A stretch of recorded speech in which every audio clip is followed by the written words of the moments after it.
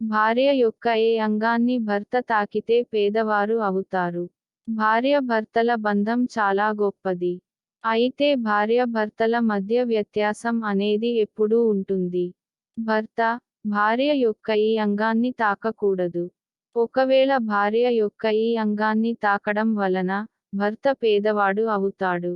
భర్త భార్య యొక్క ఈ అంగాన్ని తాకితే ఏమి జరుగుతుందో మనం కథ రూపంలో తెలుసుకుందాం. పూర్వకాలంలో సుభిక్ష అనే రాజ్యం ఉండేది. ఆ రాజ్యానికి విజయుడు అనే రాజు ఉండేవాడు. రాజు యొక్క భార్య అయిన రాణి పేరు చంద్రిక. చంద్రిక సౌందర్య రాశి. చంద్రిక చిన్నప్పటి నుండి చాలా గారాబంగా పెరిగింది. తన తండ్రి అయిన జనార్దనుడు చంద్రికను చాలా గారాబంగా, కష్టం అనేది తెలియకుండా పెంచాడు. అందువలన చంద్రికకు కష్టం, బాధ, దుఃఖం అనేవి తెలియవు. చంద్రిక ఏది కోరినా క్షణాలలో తెప్పించేవాడు జనార్దనుడు. అదేవిధంగా భర్త అయిన విజయుడికి కూడా చంద్రిక అంటే ప్రాణము. రాణి ఏది అడిగినా క్షణాలలో ఆ పనిని ప్రారంభించి తనకి నచ్చిన విధంగా చేసేవాడు. రాజు రాణిని ఎప్పుడు మెప్పించేవాడు కాదు. తండ్రి దగ్గర ఎంత గారాబంగా అయితే పెరిగిందో అదే విధంగా భర్త దగ్గర కూడా అంతే ప్రేమ, ఆప్యాయతలతో చంద్రిక ఉంటుంది. విజయుడు చాలా బాగా రాజ్యపాలన చేస్తూ ఉండేవాడు. అతనికి కష్టం, సుఖం, దుఃఖం అన్ని తెలుసు. అయితే ఒకనాడు చంద్రికకు ఒక వింత కోరిక కలిగింది.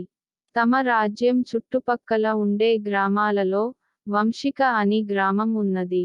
ఆ గ్రామంలో ఒక ప్రత్యేకమైన దేవాలయం కలదు. చంద్రికకు ఆ గ్రామము మరియు ఆ దేవాలయానికి వెళ్ళాలని కోరిక కలిగినది. వెంటనే ఆ విషయం రాజుకు చెప్పింది. వెళ్ళేది రాణి గనుక రాజు వెంటనే భటులను పిలిచి ఆ గ్రామంలోని గుడికి దగ్గరలో ఉన్న చుట్టుపక్క ప్రజలను ఖాళీ చేయించి రాణి తిరిగి వచ్చేవరకు తమ విడిది మందిరంలో ఉంచమని ఆజ్ఞాపించాడు. భటులు అదే విధంగా ఆ గ్రామంలో ఉన్న వారిని ఖాళీ చేయించి రాజా మందిరంలో ఉన్న విడిది మందిరంలోనికి అందరిని తీసుకువచ్చారు. తర్వాత రాణి తన చెలుకత్తెలతో మరియు కొంతమంది భటులను తీసుకుని దేవాలయానికి వెళ్ళింది. రాణి దేవాలయంలో దర్శనం చేసుకున్న తర్వాత దేవాలయం నుండి బయటకు వచ్చింది. రాణి తన చిలుకత్తెలతో కలిసి గ్రామాన్ని చూస్తూ ఉండగా రాణి ముందు నుండి ఒక పాము వెళ్ళడం గమనించింది. దానిని చూసి రాణికి భయం వేసింది. అది కొంచెం దూరం వెళ్ళి వెనక్కి తిరిగి రాణిని చూసింది. అది గమనించిన రాణి ఆ పాముని చంపమని భటులను ఆజ్ఞాపించింది. భటులు దానిని కొట్టడానికి ప్రయత్నిస్తూ ఉండగా ఆ పాము అక్కడ ఉన్న ఒక పూరి గుడిసెలోకి వెళ్ళింది. అయితే ఆ పాము అనేది ఆ గుడిసె వెనక నుండి వెళ్ళిపోయింది. అది గమనించని భటులు మరియు రాణి గుడిసెలోకి వెళ్లి భటులను వెతకమని ఆజ్ఞాపించింది. భటులు ఆ గుడిసెలోకి వెళ్లి వెతికినా అది కనిపించలేదు. ఆ విషయం రాణికి వచ్చి చెప్పారు భటులు.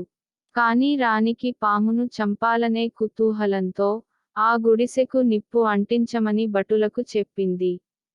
వెంటనే చెలికత్తెలు వచ్చి రాణి అవి పేదవారి గుడిసెలు, మనం వాటిని నాశనం చేయకూడదు. వారు ఎంతో కష్టపడి ఈ గుడిసెలను నిర్మించుకున్నారు. కావాలి అంటే మనం ఆ పామును ఇంకా వెతకమని భటులకు చెబుదాము, అంతేకాని ఈ గుడిసెను నాశనం చేయవద్దు అని చెబుతారు. కానీ వారి మాటలను పట్టించుకోని రాణి గుడిసెను కాల్చమని ఆజ్ఞాపిస్తుంది. వెంటనే భటులు ఆ గుడిసెకు నిప్పు అంటిస్తారు.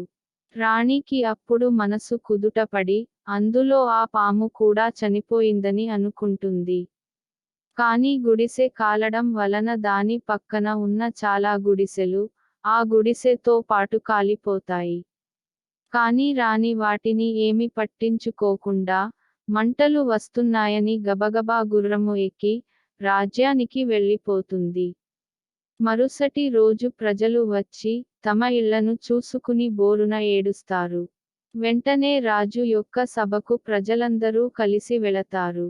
తమకు జరిగిన అన్యాయమును మరియు చంద్రిక చేసిన పనిని రాజు గారు అయిన విజయుడుకు వివరిస్తారు. రాజు గారికి ప్రజలు అంటే చాలా మమకారము. చంద్రిక చేసిన పని వినగానే రాజుకు చంద్రిక మీద చాలా కోపం వస్తుంది.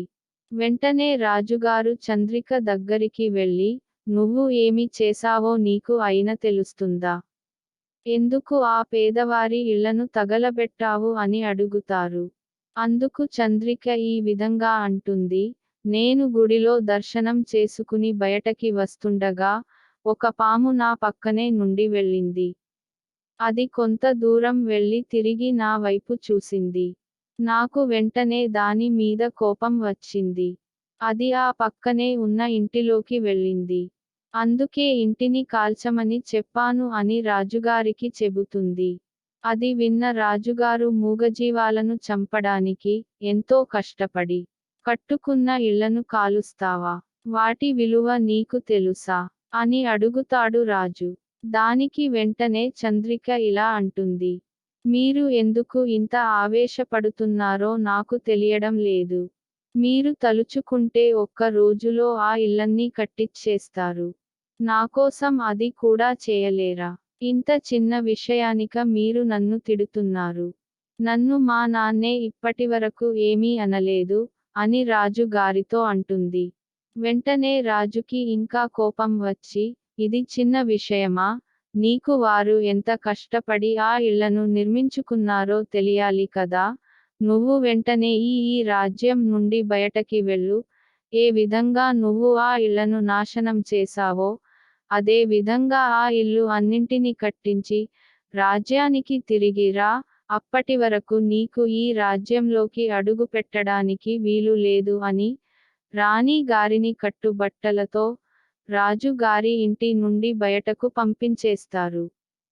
చంద్రిక బయటకు వెళ్ళిన తర్వాత తనకు ఏమీ అర్థం కాదు. ఎండనక పగలనక కష్టపడుతూ 6 నెలలకి డబ్బును కూడపెట్టి ఆ గుడిసెలను తిరిగి మళ్ళీ కట్టిస్తుంది. వాటిని నిర్మించిన తర్వాత రాజమందిరానికి వస్తుంది. రాజుగారి దగ్గరికి వచ్చి రాజా, మీరు చెప్పిన పనిని నేను చేశాను. నాకు ఇప్పుడు మనిషి విలువ, డబ్బు విలువ, అలాగే పేదవారి విలువ బాగా అర్థం అయ్యాయి. నేను 6 నెలలు ఎండ వాన లెక్క చేయకుండా కష్టపడితే కానీ ఆ ఇళ్లని నిర్మించలేకపోయాను.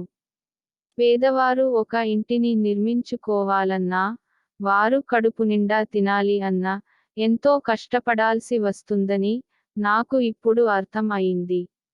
ఈరోజు నుండి నేను ఎవరిని తక్కువ చేసి చూడను. నన్ను దయచేసి మీ భార్యగా స్వీకరించండి అని అడుగుతుంది. అప్పుడు రాజుగారు చంద్రికను చూసి, చంద్రిక, నీకు బాధ, కష్టం, దుఃఖం అనేవి తెలియవు. అందుకే అలా ప్రవర్తించావు. వాటి విలువ తెలియాలనే నేను ఇలా చేశాను. అంతేకాని నీ మీద ఇష్టం లేక కాదు. నేను నిన్ను తప్ప వేరే వారిని రాణిగా అంగీకరించలేను అని చంద్రికతో రాజుగారు అంటాడు. వెంటనే చంద్రిక రాజు గారి దగ్గరకి వస్తుంది. రాజుగారు చంద్రికని దగ్గరికి తీసుకొని అభినందిస్తాడు. తర్వాత రాజు రాణి కలిసి విహారానికి బయటకు వెళతారు. అక్కడ రాణి గారు నడుస్తూ ఉండగా కాలికి ఏదో తగిలి కిందకి పడిపోతుంది చంద్రిక. చంద్రిక కాలికి గాయం అవుతుంది. వెంటనే రాజుగారు చంద్రిక కాలుని పట్టుకోబోతారు. అప్పుడు చంద్రిక, మీరు నా కాళ్లను పట్టుకోకూడదు అని అంటుంది. అది అర్థం కాని రాజుగారు, నీ కాలికి గాయం అయింది. నువ్వు ఎందుకు కాళ్ళు పట్టుకోవద్దు అంటున్నావు అని అడుగుతారు. అప్పుడు చంద్రిక ఇలా అంటుంది. భర్త, భార్య కాళ్లను పట్టుకోకూడదు. అలా భర్త, భార్య కాళ్లను పట్టుకోవడం వలన ఎన్నో కష్టాలను ఎదుర్కోవాల్సి వస్తుంది. అంతేకాకుండా భర్త, భార్య కాళ్లను పట్టుకుంటే ఆయుక్షీణం కూడా అవుతుంది. భార్య కాళ్లను భర్త పట్టుకుంటే లక్ష్మీదేవి ఆగ్రహానికి గురవుతారు. ఎందుకంటే లక్ష్మీదేవి శ్రీమహావిష్ణువు యొక్క పాదాల దగ్గర ఉంటుంది. భర్తను శ్రీమహావిష్ణువుగా భావించాలి. శ్రీమహావిష్ణువు అంతటివాడు భార్య కాళ్లను పట్టుకుంటే లక్ష్మీదేవి ఆగ్రహానికి గురై లక్ష్మీదేవి ఆ ఇంట స్థిరత్వం ఉండదని, ఆ విధంగా భర్త పేదవాడు అవుతాడు. కనుక భార్య భర్తను తన్నడం కానీ, అలాగే కాళ్లను భర్తకు తగిలేటట్టు పెట్టడం కానీ చేయకూడదు. అదే విధంగా భర్త కూడా భార్య కాళ్లను తాకకూడదు. ఈ విషయాన్ని చంద్రిక విజయుడికి చెబుతుంది. అప్పుడు రాజుగారు ఈ విధంగా అంటాడు. నీకు దెబ్బ తగిలింది, నీ కాలు పట్టుకోవడం వలన ఏమి అవ్వదు. నన్ను చూడని అంటాడు. అప్పుడు చంద్రిక, స్వామి నేను మూర్ఛ స్థితిలో ఉన్నప్పుడు, మీరు నా కాళ్లను పట్టుకుంటే ఆ దోషం నాకు అంటదు. అలా కాకుండా నేను మామూలు స్థితిలో ఉన్నప్పుడు, మీరు నా కాళ్లను పట్టుకోకూడదు. అలా పట్టుకుంటే నాకు దోషం అంటుతుంది. ఆ దోషం వలన మనం పేదవారము అవుతాము. అలాగే మీకు ఆయుక్షీణం కూడా కలుగుతుంది. మీకు ఏమి జరిగినా నేను తట్టుకోలేను. అలాగే మన రాజ్యం కరువు కాటకాలతో నిండితే, మన రాజ్యం అనేది అల్లకల్లోలం అవుతుంది. రాజ్య ప్రజలు నానా బాధలు పడాల్సి వస్తుంది. అందువలన దోషం అనేది నాకు అంటకూడదు. అంటే మీరు నన్ను చేతులు పట్టుకుని పైకి లేపండి అని అంటుంది. రాజు దానికి అంగీకరించి రాణి అయిన చంద్రికను చేతులు పట్టుకుని, పైకి లేపి కూర్చోపెడతాడు. ఈ విధంగా భర్త, భార్య కాళ్లను పట్టుకుంటే కనుక రెండు రకాలుగా నష్టపోతారు. ఒకటి భర్తకు ఆయుక్షీణం కలగడమే కాకుండా భర్త లక్ష్మీదేవి ఆగ్రహానికి గురై పేదవారు అవుతారు.